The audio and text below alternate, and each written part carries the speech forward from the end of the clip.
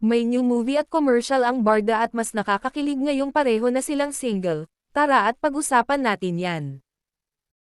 Pero bago ang lahat, kung di ka pa nakasubscribe sa ating channel ay huwag kalimutan mag-subscribe para lagi kang updated sa latest chika. Nako, after ngang i-reveal ni Barbie Forteza na hiwalay na sila ni Jack Roberto ay kumalat din ang chikang single na si David Licauco. Sabi nga ng Barda fans, mas nakakakilig ngayon ang dalawa dahil pwedeng maging sila na at parehong wala ng hadlang sa kanila.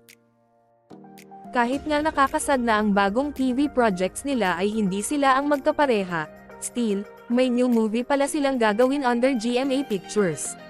At heto pa, may commercial daw silang gagawin. Ang bongga nga at may bago na naman silang endorsement. Matindi talaga ang tiwala ng mga produkto sa love team ni na Barbie, David.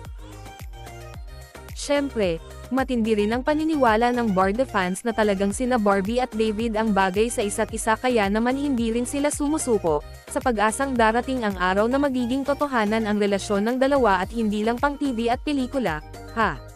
Well, hindi rin naman kasi talaga may kakaila na iba ang dating ng tambalang Barbie, David.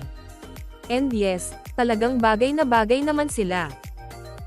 Anong masasabi nyo sa ating chismis ngayon? Mag-comment na at subscribe para updated ka sa latest chika na gaya nito. Maraming salamat po.